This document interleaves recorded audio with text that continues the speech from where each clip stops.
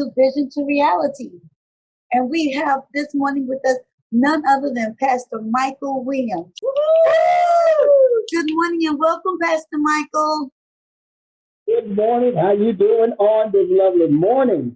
I'm so excited and elated that you have joined us this beautiful Monday morning. I am so excited. I'm so excited. Welcome to the Now Network family. How are you? I know you just landed from London. How are you doing? Well, we are doing great. Of course, we had a little jet lag for about 3 or 4 days, but we're doing good, and we're just glad to be back on this side of the country, put it like that. Yeah. Awesome. Well, I know you and your wife and your beautiful children have done some wonderful traveling, and you've seen the other side of the pond, as they call it. I want you to introduce your wife. I know that you guys are probably just getting some rest a little bit. Can you just tell me about MW Ministries? Well, MW Ministries we started it just this year, but it piggybacked right off of Kingdom Enterprises, which is what I started first. That's been going on for about, Kingdom Enterprises has been in business for about maybe 10 years. And it consists of publishing, producing, production, management, ministry itself, always out into the community. I also manage artists as well. So it consists of a little bit of radio and TV. Wow. It's a lot. That's awesome. So you are actually doing a lot of collaborations, I see. And one of your ministries consists of your children. Is that correct? Yes. It's just that they keep me extremely busy. I'm surprised you don't hear any noise in the background. It's so quiet. It's 7 of them. We have 7 children, 6 girls and 1 boy. God has tremendously blessed us with. They are all gifted, talented, anointed, and I'm grateful that they are part of my life, and I'm grateful to be a part of theirs. And I do count it an honor to really just to be able to travel with them, to see right now we could say see the world. We're able to see the world as a family. It really does my heart good to see them in ministry. I don't have kids that are out in the streets. I don't have kids that like the parents may say, dropping it like it's hot and twerking it somewhere. I thank God that I got kids that are in the church. Yeah, amen. And they love the Lord. And I'm honored. My wife and I are very honored and very well pleased with what has turned out and what has become of the girls that sing. You know, I got 6 girls, but 5 of them sing. The little one, she's trying to get in the mix. But, 5 of them are on stage, and what has become of them is they have become some renowned, anointed, well-rounded young ladies. And I'm very proud of them. Awesome.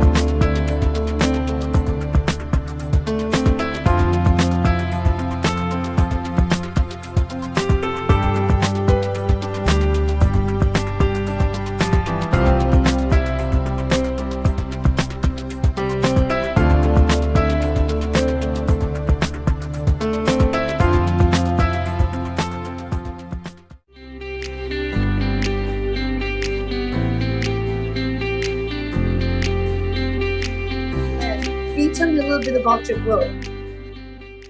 The book. The title of the book is Living in Another Man's Shadow. It's on Amazon.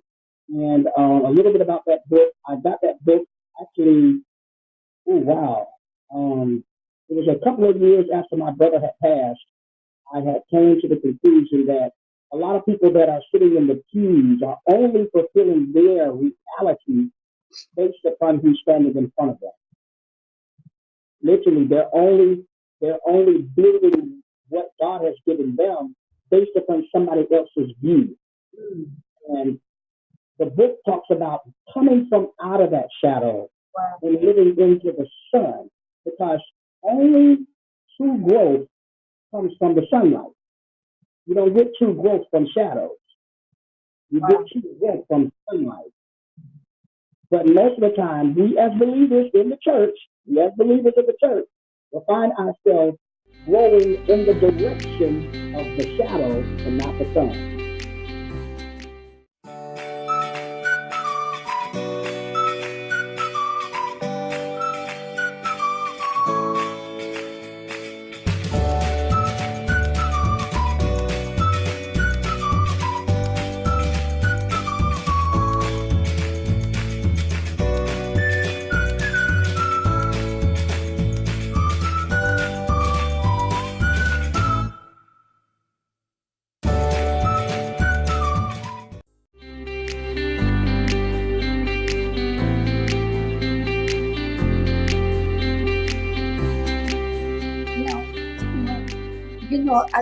The anointing that rests on your life, I know that I have kind of hijacked some of it.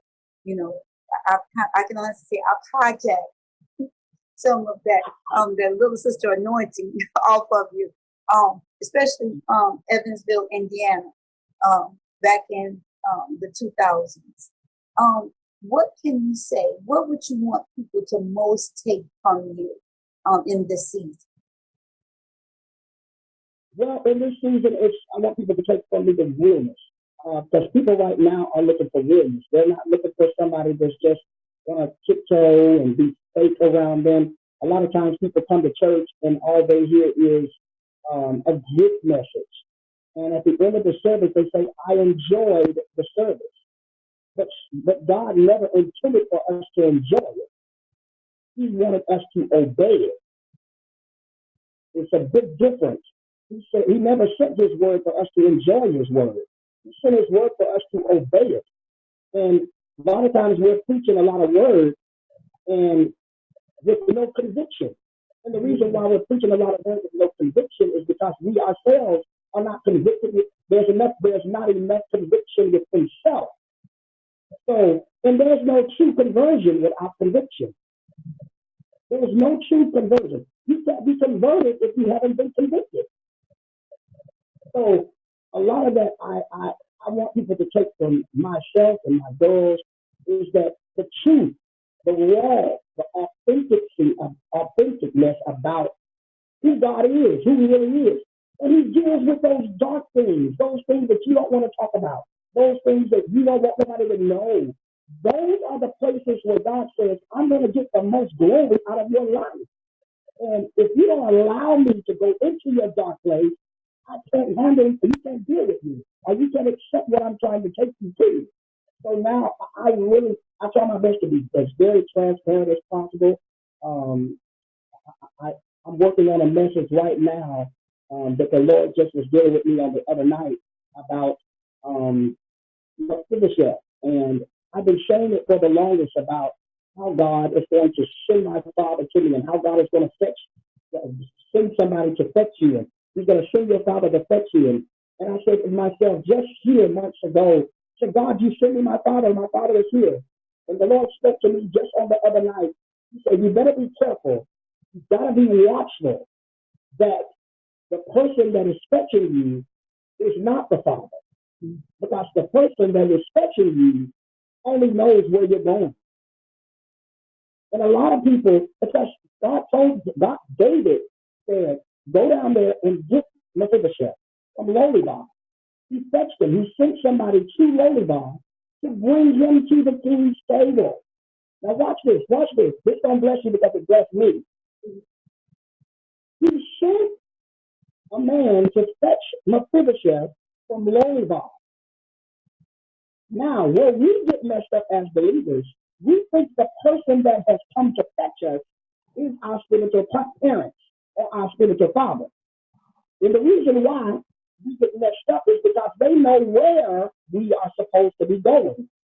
They have the where we're supposed to be. They have the where we are supposed to be, which is we're supposed to be at the king's house. But we get mixed up because we get caught up in, oh, they know where I'm going. They know my destiny.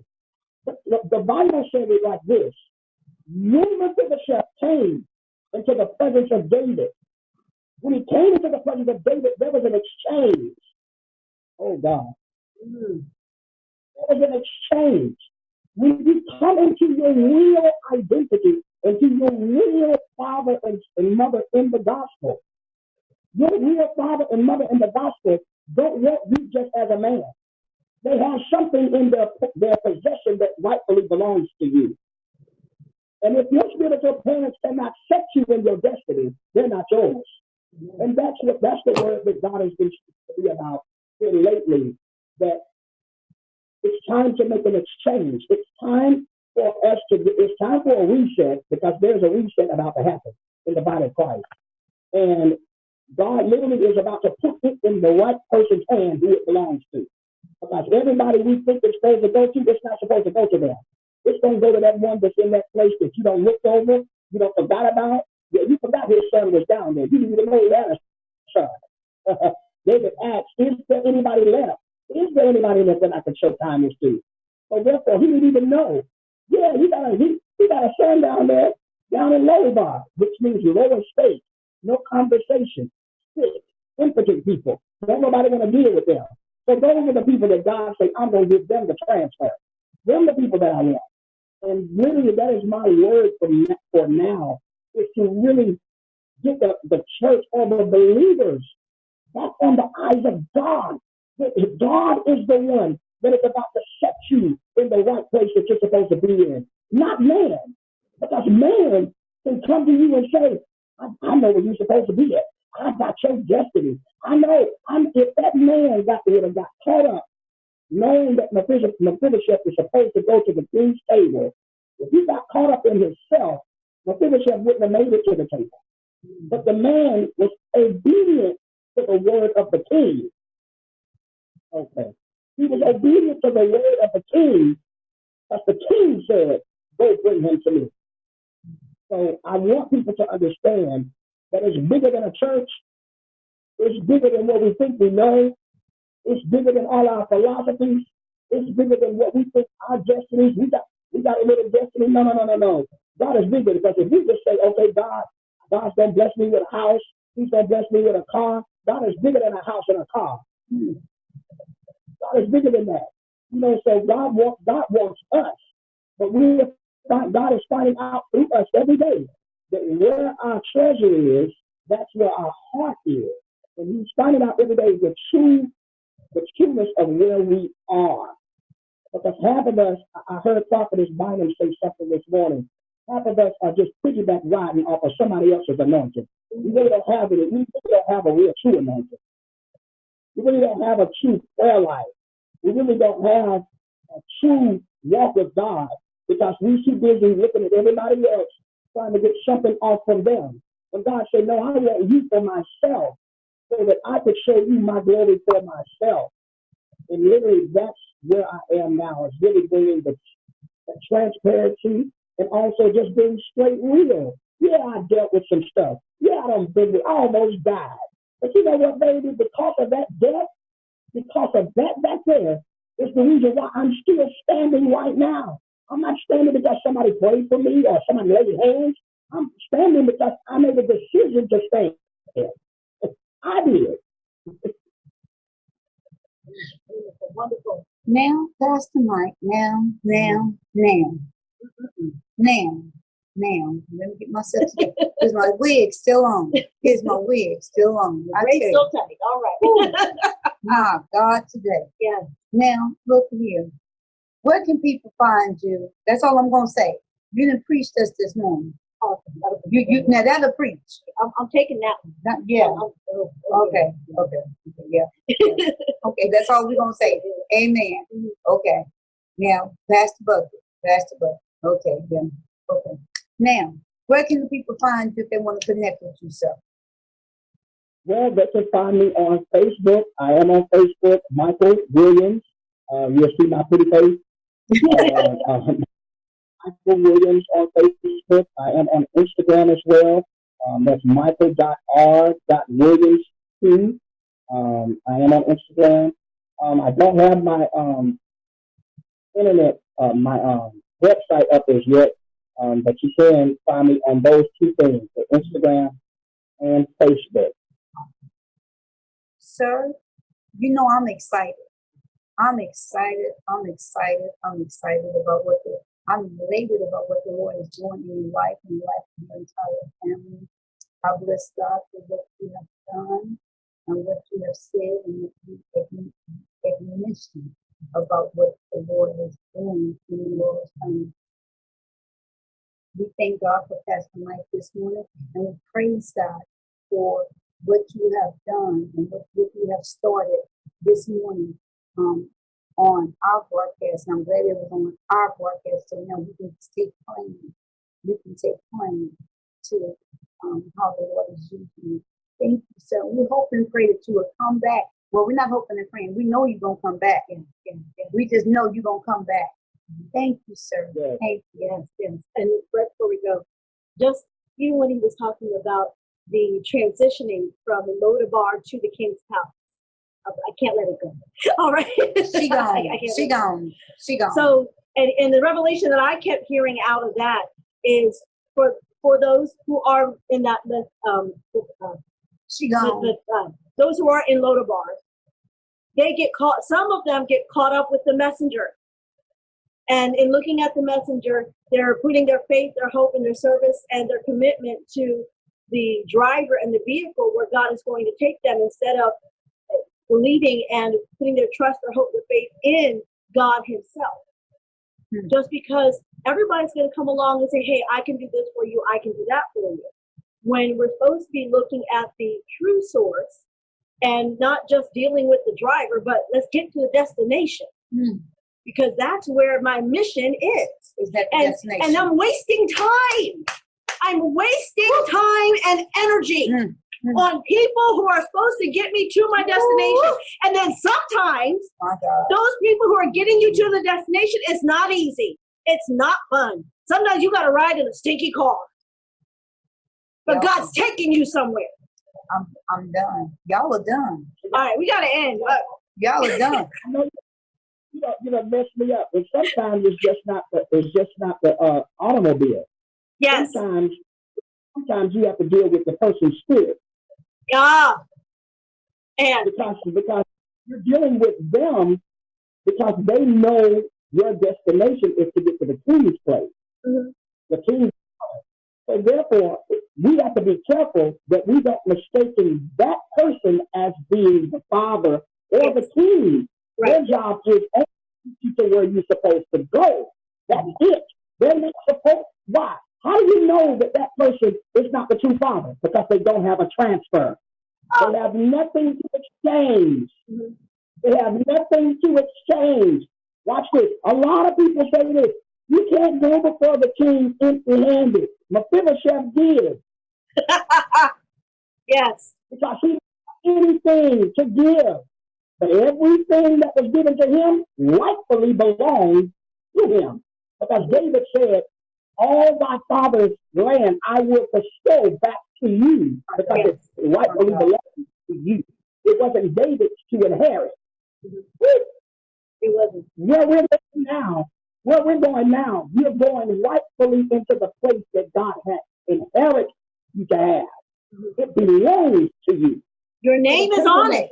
Yes, your name is on it. And see, y'all saying that they're trying to take you to this place, the only thing they have is, baby, I only got enough to get you there. And if they're honest, they need to be very honest, saying, I'm only the person to get you to there, but I'm not the person to get you to your transfer.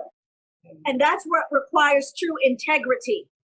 For those who are the vehicles, for those who are the drivers, be honest, be integral. Don't try to manipulate and hijack somebody else's anointing when you know it doesn't belong to you. That's not the assignment God has given you. Obey the instructions. Just as you said before, you hear the word, and it's not just for you to feel good, but to obey. And guess what? God will honor and bless that delivery person. See, let me explain y'all something. Let me explain y'all something. We go all the time. I'm just trying to be obedient. I told you I was gonna take this.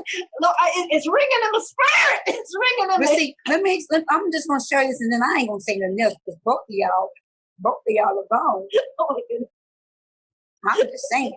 But if a person has integrity, Yes. yeah, because see, I see you, Pastor Mike. I know you're about to shout, but if a person has the integrity and cannot get you there, they will also get a touch of the blessing if they say that I can't get you there. But if they have that voice of integrity and excellence, they can also get a piece of the blessing by saying that they can't get you there, because they can escort you to the person that has the way and the means to get you there. And if they don't have integrity, that's when they bring a curse upon themselves. And watch this. It even as far as that, because that person that's transporting you, the man that went and got Mephibosheth, he had to be so in tune to the king. Yes. He had to be so in tune until because it could have been, he could have easily said, I'm gonna get down here and go get Mephibosheth, and I'm gonna take him somewhere else. He could have took Mephibosheth on another route. He could have took Mephibosheth. Watch this, because, oh my God, when you are in Lo-debar, you can't come out of Lo-debar unless somebody comes to fetch you. Lo-debar was a place of sick, impotent people. They could not come out. That's where sick people lodge. People of lower state, people that are sick and impotent, can't move. So therefore they lodge there. They dwell there. But you couldn't get out of that city unless somebody came to fetch you. Now the man that came and got him could have easily got caught up himself and said, I'm gonna take him, get him out, and bring him over here. Now here is where the church is. We've had many people to get us out, but they have manipulated the voice of where they were supposed to take us. The blood. Jesus. Have mercy. They have manipulated where they were supposed to take us. Now watch this, because they knew exactly where they were supposed to take us. I can speak to prophetess right now, and I can tell her right now in her spirit. She understands this when I say this. She knows. I'm trying my best. You know for a fact there has been many pastors, many preachers that have came in our direction, that had the keys and the tools to get us to where we were supposed to be. But because they saw who we were, watch this, they knew who we were, they manipulated where we were supposed to go. Meaning they wasted our time, they ambushed us, they aborted us, and some of them miscarried us. Now watch this. We've been to the point where we've been through all of that. Now watch this. Some of us are out, but we still ain't reached our destination. Because the person that was supposed to take us to it, they done went somewhere, and we still waiting on, okay, I'm out now, because I'm not in the Lo-debar anymore, but now I'm out here just wandering. So I'm like, okay, God, where's the person that's supposed to take me to the king's table? Because I'm supposed to sit there and eat continually. I'm supposed to be at the king's table. Now, if we have not arrived to that place of exchange, that means we're still in the place of, not in Lo-debar, but we're still in the place of traveling. We're trying to get to where God says we're supposed to be. Come on. Look, okay, so this is gonna be round two. We're gonna have to have round two. We're gonna come back and visit all of this. All of this. Yeah. Because see, I'm gonna have to do another way. tighten the braids and get Tighten it the away. Tighten the braids, because this right here, tighten the braids. We're going to do this before springtime. We got to do We're this. gonna come back. Pastor Mike, I'm just so, y'all two done messed everything all up. We were supposed to be professional and everything. So I appreciate you, sir. You know, I'm done. Sir, I appreciate you. I honor you. I bless your wife with the name of Jesus. I thank God for you. I hope and pray you come back and y'all act right next time. Bless the Lord. I make no promises. Because y'all went all the way. Y'all went all the way talking about Masiba Fest. I can't even say the representative. To him. Because y'all was I would have started jumping and screaming and running. y'all just went all the way over there. Woo! Went all the way Old Testament. Bless the Lord. So I bless you, sir, and I thank you. I thank you, and I thank God for you. I thank God for your honesty and your transparency, and you allowing the Lord to use you. And I believe, God, this is your season. Amen. This is your season. This is your, and I know we've heard that, but sir, the 30 million viewers that are watching, and the host of angels that are watching, we back you up with the name of Jesus. And I thank God for the Now Network TV family. We open the doors that the Lord would use you and you would be blessed. Pastor Miracle. Amen. I just bless God for the administrative favor and the acceleration of God going with you and just pushing you to where you're supposed to be. Yes. That you guys have clarity, vision, and direction, and whatever vehicles, God, that they will work in excellent mechanical order and get you there on time. See, I couldn't say it like she said. Get you there on time. To get you there. Mm-hmm. To get you there. Because, you know, I'm going to go country on you real quick. She's going to say it professionally. Thank you so much. You've been a blessing to us. Thank you so much for joining us on Vision to Reality. God bless. God bless. We love you. Thank Bye-bye, you. sir. Thank you.